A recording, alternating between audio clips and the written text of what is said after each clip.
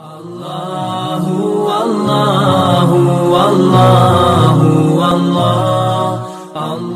قیامت کا دن ہوگا، قیامت کے دن بھی اللہ تعالیٰ چاہیں گے کہ میرے پیارے حبیب کی شان ذرا کھل کر سامنے آ جائے، پتہ چل جائے کہ کائنات کو جس کے لیے بنایا گیا تھا آج وہ کیسے اپنے امتیوں کو رو رو کر جہنم سے بچاتا ہے اور جنت میں لے جاتا ہے۔ پتہ چل جائے ذرا کائنات کو، کیسے پتہ چلے گا؟ روایات میں ہے کہ قیامت کے دن کی گرمی، ہولناکی، تپش، دھوپ اتنی تیز ہوگی کہ لوگ پسینے کے اندر، کسی کے گھٹنوں تک پسینہ ہوگا، کسی کے ٹخنوں تک، کسی کی کمر تک، کسی کے سینے تک، کسی کی گردن تک، کسی کے سر تک، اور کچھ پسینے میں ڈوب رہے ہوں گے۔ یہ گناہوں کے مقدار کے مطابق ان کو پسینے میں رکھا جائے گا۔ اور کچھ اللہ کے ایسے بھی برگزیدہ بندے، نیک لوگ، مسلمان ہوں گے جو اللہ تعالیٰ کے عرش کے سائے میں بھی ہوں گے، تو لوگ بہت پریشان ہوں گے۔ اور قرآن پاک میں ایک جگہ پر قیامت کے دن کا آتا ہے کہ وہ 1000 سال کے برابر ہوگا،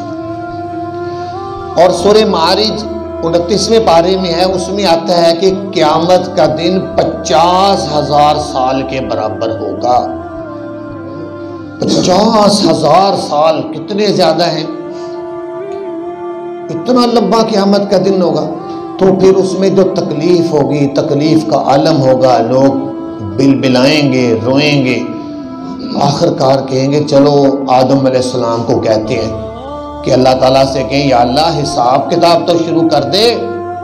تاکہ ہم نے جہاں جانا ہے ہم وہاں چلے جائیں۔ تو آدم علیہ السلام کے پاس جائیں گے، آدم علیہ السلام سنیں گے ان کی بات، کہیں گے کہ میں تو نہیں کچھ کہہ سکتا، میرے اندر جرأت نہیں ہے کہ میں آج بول بھی سکوں، مجھے اللہ تعالیٰ نے کہا تھا یہ دانہ نہیں کھانا، گندم کا میں نے دانہ کھا لیا۔ اللہ تعالیٰ کہیں گے آدم تو کیوں سفارش کر رہا ہے، تو نے تو دانہ کھایا تھا، پھر تم اس طرح کرو۔ وہ کہیں گے تم حضرت ابراہیم کے پاس چلے جو وہ اللہ کے خلیل ہیں۔ لوگ حضرت ابراہیم علیہ السلام کے پاس آئیں گے، ان سے عرض کریں گے، تو وہ کہیں گے کہ میں آج اللہ تعالیٰ بڑے جلال میں ہیں، بڑے غصے میں ہیں، میں نہیں بول سکتا بھائی، ویسے بھی میں نے اپنی زندگی میں 3 جھوٹ بول دیے تھے، 3 جھوٹ میرے منہ سے نکل گئے تھے، اگرچہ وہ حقیقتاً جھوٹ نہیں تھے، اس کی وضاحت بھی محدثین نے کی ہے، تو اس لیے میں نے وہ جھوٹ بول دیے تھے، تو میں تو نہیں بول۔ اللہ تعالیٰ کہیں گے تو نے وہ جھوٹ بولا تھا۔ مثال کے طور پر انہوں نے ایک بادشاہ راستے میں اگر کوئی شوہر اپنی بیوی کے ساتھ جا رہا ہوتا تو بادشاہ کو پتہ چلتا ہے اس کا شوہر ہے، تو بادشاہ اس شوہر کو قتل کروا کر اس بیوی کو اپنے پاس رکھ لیتا تھا۔ تو حضرت ابراہیم علیہ السلام نے اپنی بیوی کو کہا تھا کہ تم کہہ دینا یہ میرا بھائی ہے، اور کہنے لگے کہ کیونکہ دینی اور اسلامی تو ہم بھائی ہیں نا، ویسے بھی جو میاں بیوی ہوتے ہیں وہ میاں بیوی ہیں، لیکن اسلامی تو بہن بھائی ہوتے ہیں، تو ایک لحاظ سے ٹھیک ہی کہا تھا، لیکن پھر بھی کہتے اللہ تعالیٰ کہیں کہہ نہ دیں، اس لیے پھر میں تو نہیں، میں ڈرتا ہوں۔ دوسری چیز، انہوں نے جب بتوں کو توڑا تھا، اپنی قوم کے بتوں کو توڑ کر جب بادشاہ کے آگے پہنچے، بادشاہ نے پوچھا تو نے توڑا ہے؟ تو ابراہیم علیہ السلام نے کہا تھا یہ دیکھو یہ بڑا کھڑا ہے، اس سے پوچھو، اس نے توڑا ہوگا، اس نے توڑا ہوگا۔ فَعَلَهُ كَبِيرُهُمْ هَذَا، یہ قرآن پاک کے لفظ ہیں، اس کو یہ بڑے نے کیا ہوگا، یہ دیکھو موجود ہے، اس سے پوچھو۔ تو کہنے لگے یہ بھی بظاہر جھوٹ بنتا ہے، اللہ تعالیٰ نے مجھے کہیں پوچھ لیا تو میں کیا جواب دوں گا۔ اور تیسرا، جب قوم کے لوگوں نے ان کو میلے میں جانے کی دعوت دی تھی تو انہوں نے آسمان کی طرف دیکھ کر کہا تھا فَنَظَرَ نَظْرَةً فِي النُّجُومِ فَقَالَ إِنِّي سَقِيمٌ، ستاروں میں دیکھ کر کہنے لگے میں بیمار ہوں، حالانکہ میں بیمار تو نہیں تھا۔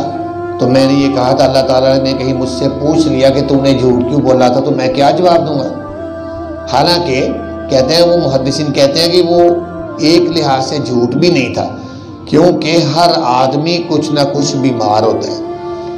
ہر آدمی کچھ نہ کچھ بیمار ہوتا ہے، اور اگر جسمانی طور پر نہ بھی ہو تو حضرت ابراہیم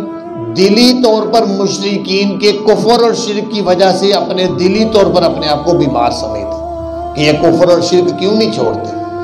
بہرحال حضرت ابراہیم کہنے لگے میں نہیں بول سکتا،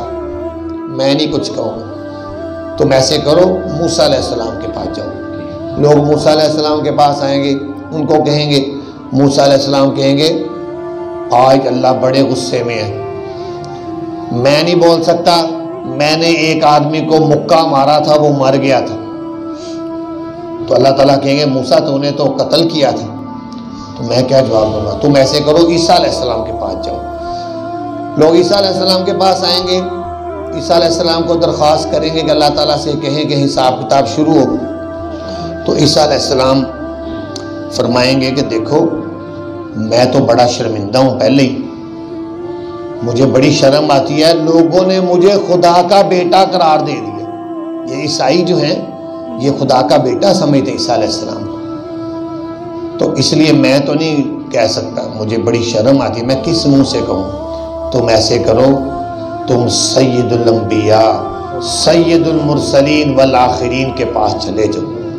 وہی آج گفتگو کریں گے اور وہی کوئی بات چیت کر سکتے ہیں، اور کسی میں مجال نہیں ہے۔ لوگ پھر آ کر نبی پاک صلی اللہ علیہ وسلم سے عرض کریں گے یا رسول اللہ بڑی تکلیف میں ہیں لوگ، تو آپ سفارش کریں اللہ تعالیٰ سے کہ حساب کتاب شروع ہو۔ نبی پاک سے فرمائیں گے ہاں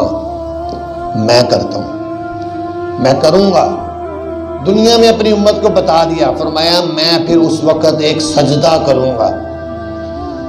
اور اس سجدے میں ایسے ایسے بہترین عمدہ الفاظ کے ساتھ اللہ کی حمد و ثنا کروں گا، لم تحضر الآن، وہ الفاظ ابھی میرے دماغ میں حاضر نہیں ہیں لیکن وہ اللہ کی طرف سے القاء ہوں گے، میں ان الفاظ سے اللہ کی حمد و ثنا کروں گا، کرتا جاؤں گا، لمبی دیر تک میں سجدہ کروں گا۔ جب بہت دیر گزر جائے گی اللہ تعالیٰ کہیں گے یا محمد صلی اللہ علیہ وسلم، سب کہتے ہیں صلی اللہ علیہ وسلم، یا محمد ارفع رأسک، اے محمد صلی اللہ علیہ وسلم اپنا سر مبارک اٹھائیے، اشفع تشفع سل تعطا، آج آپ سوال کرتے جائیں ہم آپ کو دیتے جائیں گے، آج آپ سفارش کرتے جائیں ہم آپ کی سفارش قبول کرتے چلے جائیں۔ دیکھیں کوئی نبی نہیں بولا، کسی نبی میں مجال نہیں تھی کہ وہ بولے، لیکن یہ مقام اور رتبہ اللہ نے اپنے پیارے حبیب کو دیا، اور فرمایا پیارے پیغمبر وَرَفَعْنَا لَكَ ذِكْرَكَ، ہم نے آپ کے ذکر کو بلند کر دیا، آپ کو وہ مقام اور رتبہ دیا کسی نبی کو نہیں دیا۔